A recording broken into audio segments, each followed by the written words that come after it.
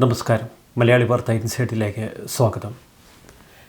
കഴിഞ്ഞ കുറച്ച് ദിവസങ്ങളായി കേരളത്തിൽ നിന്ന് നമ്മൾ കേൾക്കുന്നത് നെഞ്ചുപൊട്ടുന്ന വാർത്തകളാണ്.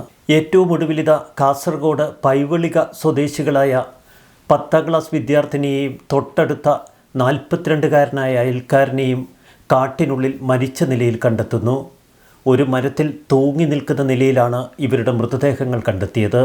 ഫെബ്രുവരി 12-ാം തീയതി പുലർച്ചെയാണ് പെൺകുട്ടിയെ അവളുടെ വീട്ടിൽ നിന്ന് കാണാതാവുന്നത്.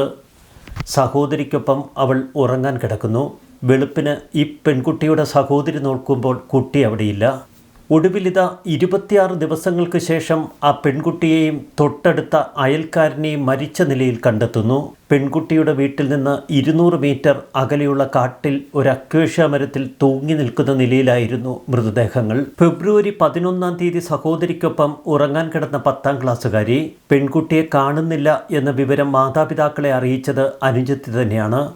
പുറകുവശത്തെ വാതിൽ തുറന്നു കിടക്കുന്നു. പെൺകുട്ടിയുടെ കയ്യിലുണ്ടായിരുന്ന മൊബൈൽ ഫോണിലേക്ക് പിതാവ് വിളിച്ചു. പക്ഷേ ഫോൺ സ്വിച്ച് ഓഫ് ആയ നിലയിൽ. വീടിന് തൊട്ടടുത്ത് താമസിക്കുന്ന ഓട്ടോ ഡ്രൈവർ പ്രദീപ്, വളരെ വിശ്വസ്തനാണ് പ്രദീപ്, വളരെ കാലമായി ഈ വീട്ടിലെ അടുത്തയാൾ. പെൺകുട്ടിയുടെ അച്ഛൻ പ്രിയേഷിൻ്റെ ചികിത്സയ്ക്ക് വേണ്ടി അയാളെ ആശുപത്രിയിൽ കൊണ്ടുപോകുന്നതും കൊണ്ടുവരുന്നതുമൊക്കെ ഈ ഓട്ടോ ഡ്രൈവറാണ്. ആ വീട്ടിൽ വേണ്ട എല്ലാ സഹായങ്ങളും ചെയ്തു കൊടുക്കുന്നതും പ്രദീപ് തന്നെ. ഈ കുട്ടികളെ അവരുടെ ചെറുപ്പം മുതൽ കാണുന്ന വ്യക്തിയാണ് പ്രദീപ്. കുട്ടിയെ കാണാനില്ല എന്ന വിവരമറിഞ്ഞപ്പോൾ കുട്ടിയുടെ പിതാവ് ആദ്യം ഫോൺ ചെയ്തതും ഇതേ പ്രദീപിനെ തന്നെ. എന്നാൽ പ്രദീപിൻ്റെയും മൊബൈൽ ഫോൺ ഓഫായ നിലയിൽ. പെൺകുട്ടിയുടെ മൊബൈൽ ഫോൺ ഓഫായ അതേ സമയം തന്നെ പ്രദീപിൻ്റെ മൊബൈൽ ഫോണും ഓഫാകുന്നു. ഇതിനെ തുടർന്ന് പോലീസിലെത്തി പരാതി നൽകി പെൺകുട്ടിയുടെ അച്ഛൻ. അന്വേഷണത്തിൻ്റെ തുടക്കത്തിൽ തന്നെ പ്രദീപ് പെൺകുട്ടിയെ തട്ടിക്കൊണ്ടുപോയി എന്ന സംശയത്തിലായി പോലീസ്. എന്നാൽ ഏറെ ദുരൂഹമായ ചില കാര്യങ്ങൾ അവിടെ സംഭവിച്ചു. പെൺകുട്ടിയെയും തട്ടിക്കൊണ്ട് ഓട്ടോറിക്ഷ ഡ്രൈവറായ പ്രദീപ് മുംബൈയിലേക്ക് കടന്നുവെന്ന് പ്രദേശത്തുള്ള ചിലർ പറഞ്ഞു പരത്തി. പ്രദീപ് പോകാൻ സാധ്യതയുള്ള കർണാടക മടിക്കേരിയിലെയും കൂർഗിലെയും ബന്ധുവീടുകളിൽ പോലീസ് തുടർന്ന് പരിശോധന നടത്തി. ദിവസങ്ങളോളം പോലീസ് പരിശോധനകൾ തുടർന്നുവെങ്കിലും പെൺകുട്ടിയെയും ആ യുവാവിനെയും കണ്ടുപിടിക്കാൻ കഴിഞ്ഞില്ല. ഇതിനെ തുടർന്ന് പെൺകുട്ടിയുടെ ബന്ധുക്കൾ വ്യാപകമായി പോലീസിനെതിരെ രംഗത്ത് വന്നു. കുട്ടിയുടെ മാതാവ് മഞ്ചേശ്വരം MLA അഷ്റഫിനെ വിവരമറിയിച്ചു. തുടർന്ന് ഹൈക്കോടതിയിൽ ഒരു ഹേബിയസ് കോർപ്പസ് ഹർജി ഫയൽ ചെയ്യുന്നു. അന്വേഷണം ക്രൈംബ്രാഞ്ചിന് കൈമാറണമെന്നാവശ്യപ്പെട്ട് SP-ക്ക് പരാതിയും നൽകി. ഞായറാഴ്ച 7ഓളം പോലീസ് സ്റ്റേഷനിലെ പോലീസുകാരും നാട്ടുകാരും ചേർന്ന് 90 ഏക്കർ വിസ്തൃതിയുള്ള തൊട്ടടുത്ത് കിടക്കുന്ന കാട്ടിൽ തിരച്ചിൽ നടത്തുകയായിരുന്നു. ഈ തിരച്ചിലിലാണ് ഇരുവരുടെയും മൃതദേഹങ്ങൾ കണ്ടെത്തുന്നത്. ഒരു അക്വേഷ്യ മരത്തിൽ പരസ്പരം മുഖത്തോട് മുഖം നോക്കി നിൽക്കുന്ന മൃതശരീരങ്ങൾ. 10ാം ക്ലാസ് മോഡൽ പരീക്ഷയും IT പ്രാക്ടിക്കൽ പരീക്ഷയും ഒക്കെ പെൺകുട്ടി എഴുതിയിരുന്നു. പെൺകുട്ടിയുടെ വീട്ടിലേക്ക് പ്രദീപിന് എപ്പോൾ വേണമെങ്കിലും കടന്നു വരാനുള്ള സ്വാതന്ത്ര്യം നൽകിയിരുന്നു ആ വീട്ടുകാർ. പെൺകുട്ടിക്ക് അച്ഛനും അമ്മയും അനുജത്തിയുമാണുള്ളത്. പ്രദീപ് അവിവാഹിതനാണ്. മുൻപ് ചില നാട്ടുകാർ ഈ പെൺകുട്ടിയുമായുള്ള പ്രദീപിൻ്റെ അടുപ്പത്തെ ചോദ്യം ചെയ്തിരുന്നു. ഇക്കാര്യം station house officer Anoop Kumar മാധ്യമങ്ങളോട് വിശദീകരിക്കുകയും ചെയ്തു. ഇരുവരും തമ്മിൽ ദീർഘകാലമായി അടുപ്പമുണ്ട്. ഫോണിലൂടെയായിരുന്നു ബന്ധം തുടർന്നത്. പരസ്പരം വിളിക്കുകയും ചിത്രങ്ങൾ കൈമാറുകയും ചെയ്തു. 1 വർഷം മുൻപ് ഇവരുടെ ബന്ധത്തെക്കുറിച്ച് ചൈൽഡ് ലൈനിൽ ഒരു പരാതി വന്നു. അന്ന് പരസ്പരമുള്ള സഹോദര സ്നേഹമെന്ന് പറഞ്ഞാണ് ഈ കേസിൽ നിന്നവർ ഒഴിവായത്. പെൺകുട്ടിയുടെ വീട്ടുകാരായിരുന്നു ഈ വാദത്തെ പൂർണ്ണമായി പിന്തുണച്ചത്. രണ്ടുപേരും ഒരേ നാട്ടുകാർ, അയൽക്കാർ, വീട്ടുകാർ തമ്മിൽ വലിയ അടുപ്പം. ചൈൽഡ് ലൈനിൽ പരാതി വന്നതിന് ശേഷവും പ്രദീപിൻ്റെ വാഹനത്തിൽ തന്നെ ഈ പെൺകുട്ടിയെ സ്കൂളിലേക്ക് പറഞ്ഞു വിട്ടിരുന്നു മാതാപിതാക്കൾ. ആദ്യകാലത്ത് പ്രദീപിന് ഓട്ടോറിക്ഷയായിരുന്നു ഉണ്ടായിരുന്നതെങ്കിൽ പിന്നീട് കാറായി.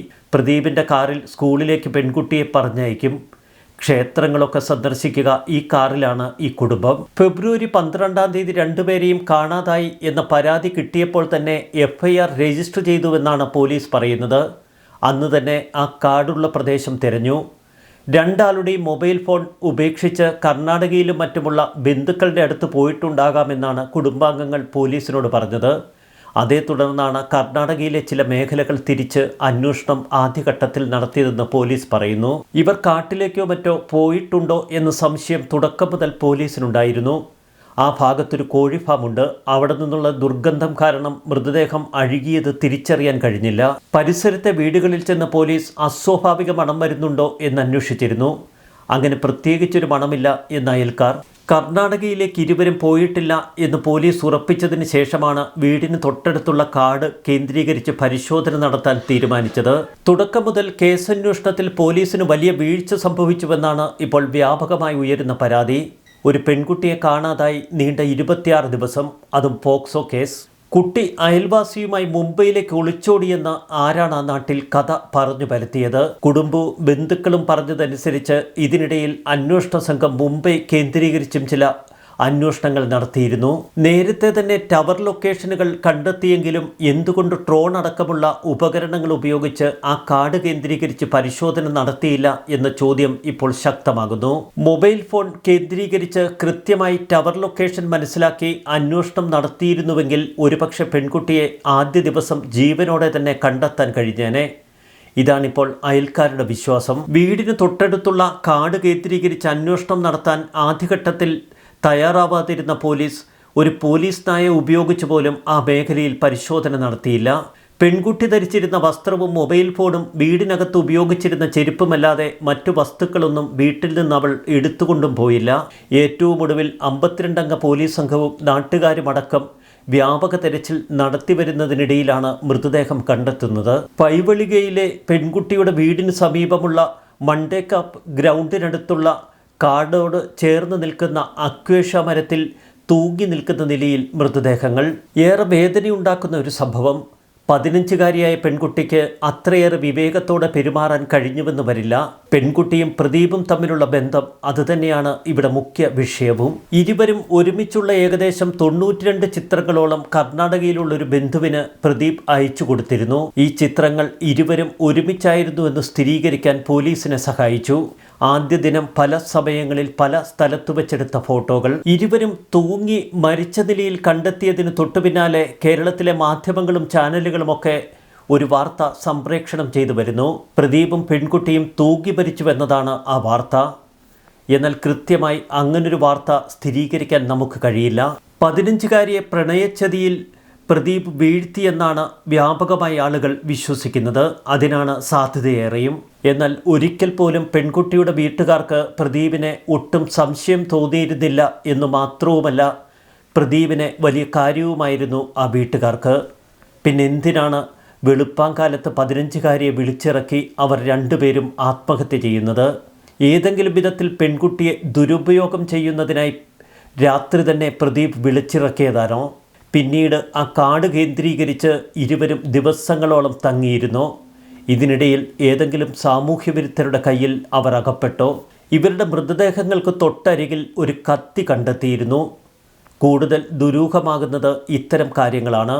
പ്രണയച്ചതിയിൽപ്പെടുത്തി പെൺകുട്ടിയുമായി യുവാവ് കടന്നു കളഞ്ഞുവെന്നും പിന്നീട് ഇരുവരും ആത്മഹത്യ ചെയ്തുവെന്നും പറഞ്ഞ് പോലീസിന് കേസ് അവസാനിപ്പിക്കുക എളുപ്പമാണ്. സമൂഹ മാധ്യമങ്ങളിലൊക്കെ പെൺകുട്ടിയുടെ മാതാപിതാക്കളെ ഗുണദോഷിക്കുകയാണ് ഇവരും. പ്രായപൂർത്തിയാകാത്ത പെൺകുട്ടികളെ അയൽവാസികളായാലും അഥവാ സഹോദരന്മാരല്ലാത്ത ഏത് ആൺകുട്ടികളായാലും ഒരു പരിധി വിട്ടുള്ള ബന്ധം ഉണ്ടാകാൻ പാടില്ല എന്നാണ് ചിലർ പറയുന്നത്. അടുത്ത ബന്ധുക്കൾ വരെ കുട്ടികളെ പീഡിപ്പിക്കുന്നു എന്ന നിരവധി വാർത്തകൾ വരുന്നതിനിടയിൽ അയൽക്കാരനായ ഒരു യുവാവിന് വീട്ടിൽ അമിത പ്രാധാന്യം കൊടുക്കുന്നു. ആ പെൺകുട്ടിയോട് അടുത്തിടപഴകാൻ അവസരമൊരുക്കി കൊടുക്കുന്നു. ഇവിടെ മാതാപിതാക്കൾ തന്നെയാണ് തെറ്റുകാർ എന്ന് ചിലർ വിരൽ ചൂണ്ടുന്നു. പോസ്റ്റ്മോർട്ടം റിപ്പോർട്ടും ഫോറൻസിക് പരിശോധനാ റിപ്പോർട്ടുമൊക്കെ ഇനി പുറത്തു വരാനിരിക്കുന്നു. ഇത്തരം പരിശോധനാ ഫലങ്ങൾ കൃത്യമായി വിലയിരുത്തിയതിനു ശേഷം മാത്രമേ മരണകാരണം പറയാൻ കഴിയൂവെന്നാണ് പോലീസ് പറയുന്നത്. എന്നാൽ അതിലപ്പുറം ഇതിൽ ഏതെങ്കിലും വിധത്തിൽ ഒരു കൊലപാതകം അടങ്ങിയിരിക്കുന്നുണ്ടോ എന്ന് കൃത്യമായി പോലീസ് അന്വേഷിക്കേണ്ടതുണ്ട്. ഒരിക്കലും ന്യായീകരിക്കാൻ പറ്റുന്ന തെറ്റല്ല പ്രദീപ് ചെയ്തത്. അവൻ ആ പെൺകുട്ടിയുടെ ജീവൻ കൂടി നശിപ്പിച്ചതിന് ശേഷം ആത്മഹത്യ ചെയ്തതാണോ? ഈ സംശയം സ്വാഭാവികമായി ഓരോ മനുഷ്യൻ്റെ ഉള്ളിലും ഉയരും. എന്നാൽ അതിലപ്പുറം മറ്റെന്തെങ്കിലും ചതിക്കണികളിൽ അവർ പെട്ടിരുന്നോ? മൃതദേഹത്തിനരികിൽ ഒരു കത്തിയും പിന്നെ കുറച്ച് ചോക്ലേറ്റുകളുമൊക്കെ. ആ ചോക്ലേറ്റുകൾ പ്രദീപ് ഒരുപക്ഷെ അവൾക്കായി വാങ്ങിയതാവാം. കാസർഗോഡ് പ്രത്യേകിച്ച് അതിർത്തി ഭാഗങ്ങളിൽ സംഭവിക്കുന്ന പല ദുരന്തങ്ങളിലും പോലീസ് നിസ്സംഗത പുലർത്താറുണ്ട് എന്ന പരാതി ആ മേഖലകളിൽ നിന്ന് വ്യാപകമായി ഉയരുന്നു. പോലീസിൻ്റെ നിസ്സംഗതയുടെ അടയാളം തന്നെയാണ് ഈ 2 മരണങ്ങൾ. 10ാം ക്ലാസ്സിലൊക്കെ പഠിക്കുന്ന പെൺകുട്ടികളുടെ കയ്യിൽ ഇപ്പോൾ മൊബൈൽ ഫോണുണ്ട്.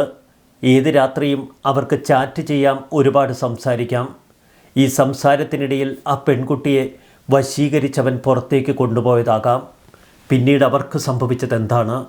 ഇതൊരു ആത്മഹത്യയാണോ, കൊലപാതകമാണോ, മറ്റേതെങ്കിലും ദുഷ്ടശക്തികൾ ഇവരുടെ കൊലപാതകത്തിന് പിന്നിലുണ്ടോ? കൃത്യമായി അന്വേഷിക്കേണ്ടിയിരിക്കുന്നു. ന്യൂസ് ഡെസ്ക് മലയാളി വാർത്ത ഇൻസൈഡ്.